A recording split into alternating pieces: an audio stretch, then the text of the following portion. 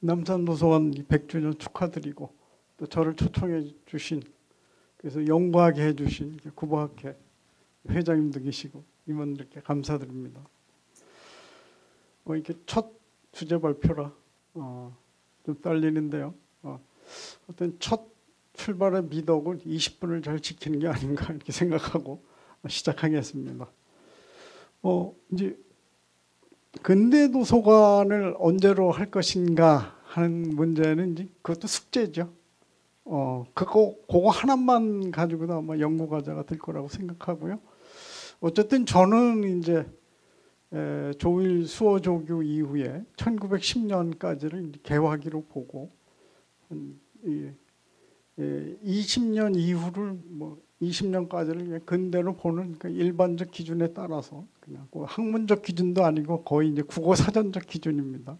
그렇게 이제 쉽게 접근을 했고요. 이제 문제 제기를 하게 된 것은 앞에서도 잠깐 말씀드렸지만 도서관의 역사는 인류 문명의 역사와 때를 같이 하는데 이 도대체 그렇게 오래된 도서관의 역사인데 그럼 한국의 근대 도서관의 역사는 언제부터 시작하고 도대체 어떤 근거로 얘기할 수 있을까?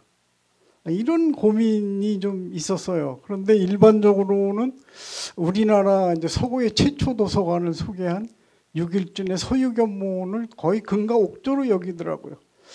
근데 내가 보기엔 안 그런데 하는 의문이 생겼어요. 그런 의문에서 이제 출발하다 보니까 그럼 최초를 어떻게 삼을까? 최초의 우리나라 도서관을 어떻게 삼을까?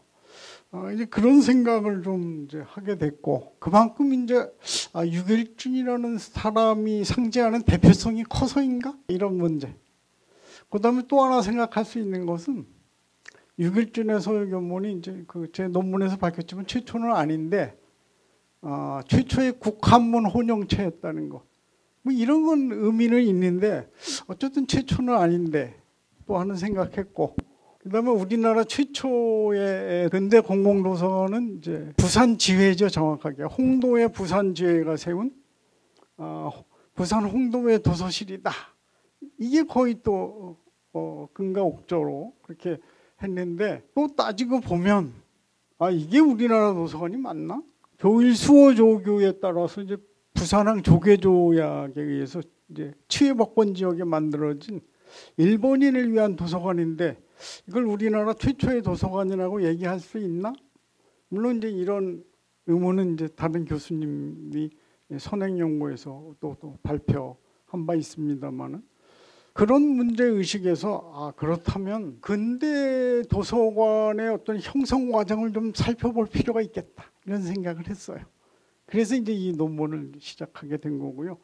그러면 이 논문의 설계를 어떻게 할 것인가? 이제 하는 문제를 이론적 배경을 봤는데 제가 하나의 이론적 연구의 틀로 삼은 건 J.H. 세라의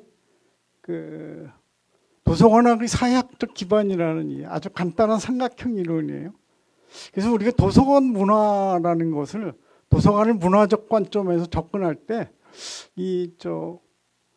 이데올로기 측면 그리고 정보기술적 측면 그리고 이제 사회제도적 측면 이 세 가지를 함께 보고 생각하자. 지금에 봐서는 이제 이게 일반 이론이 될 수도 있지만 이게 이제 1960년대에 발표된 책이니까요. 이제 상당히 선진적인 생각과 이론을 이제 내세우셨던 거죠. J.H. 세라가. 그래서 이 생각에 따라서 좀 논문을 한번 구성해 볼까? 그럼 이데올로기 측면에서 봤을 때 이제 거의 유교적 근본주의에서 이제 서구 시민 사상을 받아들이는 그런 이제 이데올로기적 전환기잖아요. 어떤 문명사적 전환기라고도 표현하지만 또 기술적으로 보더라도 전기, 전화 이런 게 들어오고 또 우리 학문적 입장에서 보면 인쇄기가 도입되던 시기에 인쇄 출판이라고 하는 그런 새로운 문명이 들어오던 시기였고 제도적으로는 이제 갑오개혁 이후 갑오개혁을 어떤 기점으로 삼아서 학부라든지 학제라든지 이런 게 성립되었던 거고 그래서 이런 관점에서 좀 봤을 때 그럼 여기에 영향력을 미친 세력들은 어떤 사람들이 있을까? 이런 이제 관점에서 제가 봤던 거죠. 예, 이런 관점에서 보고 좀 찾아보다 보니까 이 당대의 이 한반도 환경이라는 게 엄청나게 복잡해요. 진짜 격변기였더라고요. 이 격변기에 이제 가장 영향을 미쳤던 근대화에 영향을 미쳤던 사람들은 어떤 사람들일까 하고 봤더니 역시 이제 군주제였기 때문에 고종이 가장 컸죠. 그 다음에 고종이 활용한 외교 고문이라든지 또 선교 그룹이라든지 또 개화파 수구파가 있었지만은 이게 이제 올바른 구분은 아니라고 생각해요. 개화는 어쩔 수 없이 이제 받아들여야 되는 형편이었는데 다만 이게 전제 군주적으로 그 하에서 받아들일 것이냐 아니면 이제 소위 말하면 민주주의 방식을 채택할 것인가 이런 문제였지 개화를 거부할 수는 없는 이제 그 세태였다 이렇게 저 보고 있고요. 근데 이제 여기에 이런 설정은 저의 설정이죠. 제가 연구를 하기 위한 그런 설정이기 때문에 후속 연구가 많이 필요한 공간이고요. 실론적 연구다 이렇게 보시면 될 것 같습니다. 그래서 이제 인식 형성에 영향을 미친 그룹을 이제 살펴봤는데 제일 처음에 고종입니다. 고종이 이제 뭐 유약한 군주 또 암군 어쨌든 역사적 평가는 받아야죠. 이제 나라를 망하게 한 망국의 군주라는 점에서 역사적 평가를 받지만 그가 한 일도 적지 않다. 들여다보면 네 그래서 여기 뭐 따로 평가는 안 하겠습니다만 일단 크게 보면 이제 이 도서관에 미친 영향들을 좀 이제 살펴봤어요. 요건 농수종도 이제 제가 가보긴 했는데 창덕궁에 서양제라고 있어요. 서양가인가요? 네.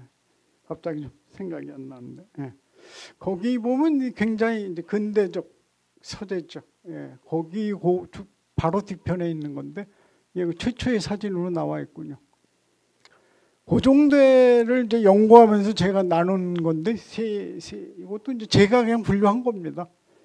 보면은 창덕궁에서 시작해서 뭐 경복궁, 경운궁에 이르기까지 10번이 넘는 이제 이어와 환호를 합니다. 그러니까 한 군데 가만히 있을 수가 없었어요. 근데 여러 원인이 있죠. 그 중에 이제 가장 큰 원인은 이제 화재가 많이 났어요. 대화재.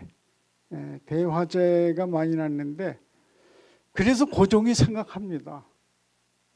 이 화재가 이렇게 나는데 화재에 강한 그게 이제 화재에 강한 도서관까지 연결이 돼요. 왜냐하면 이때는 다 우리가 한옥이니까 목재죠. 목재고 복도각으로 이렇게 행각으로 쭉 연결이 돼 있으니까 불이 한 번 나면 쫙 올라가는 거예요. 그래서 요걸 좀 줄이자. 그리고 벽돌을 이용해서 좀 도서관을 만들자.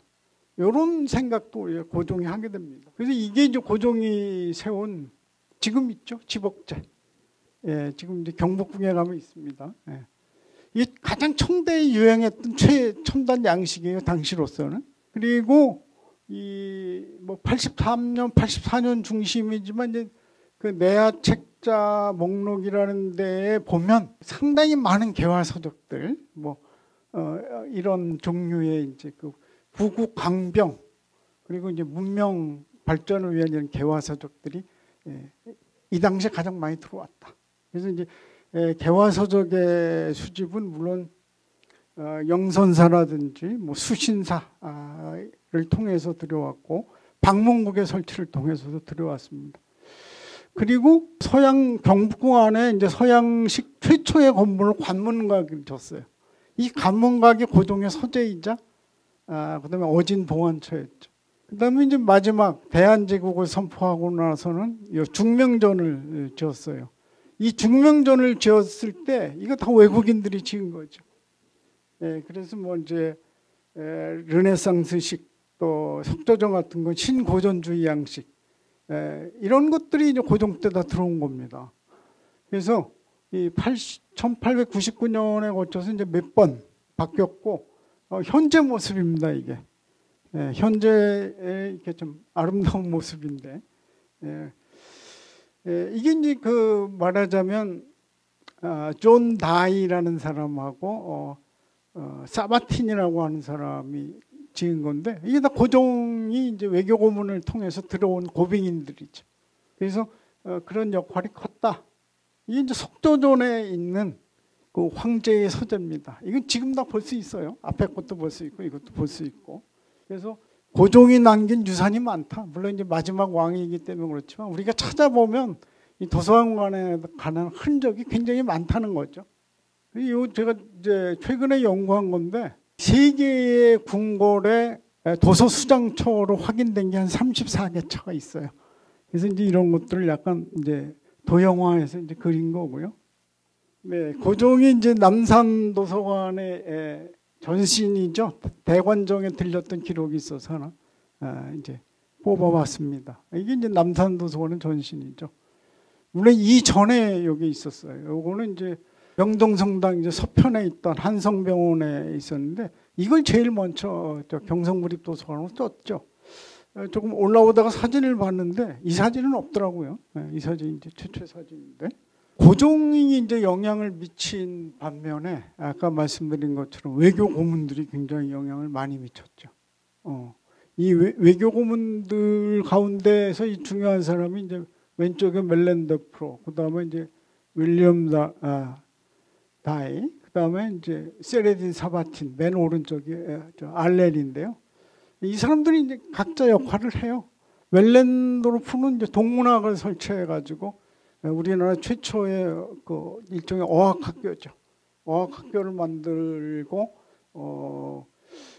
말하자면 출판 인쇄 쪽에도 상당한 영향력을 미칩니다. 그래서 지금 이제 보면 이게 러시아 공사관 도면인데 공사관 도면에 이렇게 도서관이 크게 표시돼 있어요. 그 다음에 요건 이제 인디펜던트지에 나왔던 하라 공사가 도서관에서 책을 보고 있다 이런 기록들이 나와요. 이런 걸 보면 공사관은 이제 만들면서 도서실을 설치했을 것이다. 이렇게 추론이 가능하죠. 다. 그런데 이제 그런 기록이 없다 보니까 있는 기록으로 이제 얘기하는 거죠. 있는 기록으로 몇 년도가 최초의 도서관이다 이렇게 얘기하는데 그거는 좀 우리가 지양해 봐야 되겠다. 이제 그런 관점에서 그 배경을 조사하게 된 거고요. 그 다음에 아까 알렌을 얘기했습니다만 맨 왼쪽이 이승만입니다. 그리고 이제 밑에서 오른쪽 두 번째가 이상재 선생이고요. 최근에 밝혀진 건데 이승만이 그 한성감옥 도서실을 만들어요. 근데 이 한성감옥 도서실을 만드는데 이걸 또 최초의 근대적 도서관이라고 주장하시기도 했어요. 근데 이제 그렇지 않다는 거죠. 이건 감옥소 도서관이니까. 이승만이 이제 일종의 박영효 중심의 어떤 혁신주도 정부라 그럴까요? 요즘 말하면. 그걸 세우려다가 말하자면 이제 감옥에 가게 돼서 종신형을 받아요. 근데 5년 6개월 만에 석방이 됩니다. 여기에 이제 주한 미국 공사관 알렌의 이제 지속적인 또 선교사들의 이제 지속적인 탄원 이런 것들이 영향을 미치죠. 이상재는 이제 그 서기관으로 미국 공사 서기관으로 이제 미국에 가기도 하죠. 그래서 지금 그런 이제 그 열람 기록이 다 나온다라는 거죠. 네. 이게 이제 정동을 중심으로 한 건데요. 이게 알렌이 이제 스케치해서 보고한 거죠. 스케치해서 보고한데 보면 이런 기록들이 쭉 나오는데 요거 제가 한글에 이제 집어넣었어요. 거기다 좀 여러분들 쉽게 보라고. 여기 보면 킹스 라이브러리가 말하자면 중명전이죠. 거기 보면 이제 국명전, 덕수궁 주변으로 해서 이 일대에 그 각종 뭐 공사관이라든지 그 교회 사람들이 다 옆집에 살아. 다. 이 사람들이 고종 구출 작전에 동원이 돼요. 선교사들로 총을 들고. 그리고 아까 얘기한 이제 윌리엄 다이 또 이 고문관 이런 사람들이 다 이제 민비 그 명성황후 살해 사건을 직접 목격한 사람이기도 해요. 그래서 이 보면 이게 지금 이제 대한제국 역사라고 그러는데 이게 이제 요 정도가 경성무립도서관이고 조선총독부 도서관이고 저 위쪽에 경성도서관이고요. 그래서 요렇게 이게 당시에 이제 그 일본에서 발행한 지도인데 여기 보면 여기 이제 저 두 개의 도서관이 있는 거죠. 여기요. 저 경성무립도서관하고 조선총독부 도서관. 이게 이제 경성무립도서관 종로분관이 되는 거고요. 나중에 여기가 이제 용산 기지창인데 이렇게 이제 권력의 중심, 정치의 중심, 문화의 중심, 교육의 중심이 집중화되는 모습을 볼 수가 있어요. 이 주변을 통해서. 네.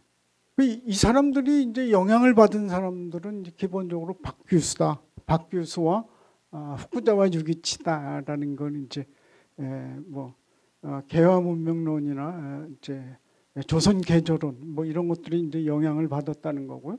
기본적으로 근대적 자유사상이 학교 설립과 신문의 신문 발행의 영향하에 이루어진다라는 그런 사상적 기조에서 시작했다는 거죠.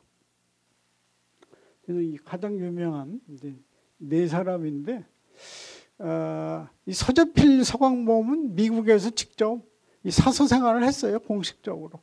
물론 이제 서재필 같은 경우는 공무원이 돼서 했고요. 네, 그래서 이런 사람들을 비롯해서 뭐 뒤에 이제 윤치호가 나옵니다만은 다 서구를 직접 윤치호 같은 경우는 이제 일본에도 역시 갔었고 그다음에 중국, 미국을 다 섭렵한 거기서 교육을 받고 거기서 공부를 했던 그런 사람인데서 보면 이제 가장 어떤 선진적인 사람이었다 당시로서는. 네, 그래서 윤치호의 일기는 다 영어로 돼 있잖아요. 지금 이제. 네. 그래서 여기 보면 윤치호가 1904년에 서적 종람서를 만들고 또 대한도서관을 이제 우리나라 최초의 국공립 도서관을 이제 정부 차원에서 시도한 거죠. 민간인들이 했지만 이 사람들이 다 뭐 이제 대신들이었으니까 이게 이제 그런 역할로 평가가 되는 거죠. 그런데 약간 이분들이 영향을 미친 게 특히 개화파, 독립신문, 독립협회. 나중에 이제 독립신문은 뭐 인천이 개항지기 때문에 외국 문물도 많이 빨리 받아들였지만 이 독립신문 지회도 있었어요. 지부가 있었죠. 네, 그래서 여기서 이제 말하자면 이제 최초의 도서관격인 어떻게 보면 이제 회원제 도서관으로서 최초의 도서관격이 우리나라 이게 나오는데 그 각종 이제 기록들이 나옵니다. 그다음에 선교기관은 뭐 잘 아시겠지만 아펜젤러 목사의 배제학당 또 뭐 여러 이제 학교들이 나옵니다. 그다음에 이제 모페트 평양이 또 하나의 이제 개화 중심지였는데 여기서 이제 주로 영향을 준 게 조선 선교 서회가 이제 1860년대부터 영향을 미쳤죠. 그러니까 엄청 큰 거죠. 그래서 이 교회에서 이제 엄청 영향을 미쳤다라는 거고요. 마지막으로 이제 우리나라 도서관의 설립 배경과 시사점 들어가겠습니다. 제가 쭉 검색을 해봤고 자료 정리를 했는데 너무 많아서 여기 이제 일정 부분만 이제 집어넣습니다. 간단하게 이제 시사점만 얘기하자면 어쨌든 이제 우리나라 각국 공사관과 외교부락부 선교단체 특히 이제 선교단체가 가장 큰 영향을 미쳤다고 생각이 되는데 사상적으로 그래요. 기독교의 뭐 믿음, 소망, 사랑이라는 말이 있지만 기독교 사상이 가장 크게 미친 충격적인 이데올로기는 평등이라고 생각해요. 그 이제 평등을 이제 여학교를 통해서 실현한 거고 결국은 이제 근대 도서관의 발견은 여성, 어린이 그리고 노동자든 소외계층을 시민으로 받아들이느냐 아니냐 이게 이제 가장 큰 맹점을 중요한 점이라고 생각이 돼요. 그래서 크게 패턴은 이제 고종이 외국인들을 통해서 근대식 서양 도서관을 이제 만든 거 있고, 외교 공간과 외교관의 그런 어떤 구락부 시설들에 이제 만들어졌고, 그 다음에 이제 한 6, 700개의 이제 학교가 만들어지는데, 선교사들을 거기 이제 학교와 연계된 도서관이 있었고요. 마지막으로 이제 개업파의 활동, 특히 이제 독립협회, 독립신문, 요거는 이제 대개 1900년도 이후에 만들어진 그런 어떤 종람소라든지 뭐 신문 열람소 같은 거죠. 신문 접전람소 이런 것들이 이제 영향을 미쳤다는 것입니다. 이렇게 해서 대충 정리를 했습니다만은 이 전체를 얘기하기는 너무 짧은 시간이어서 여기서 마치고 또 토론회 때 좀 더 깊은 얘기 나누도록 하겠습니다. 감사합니다.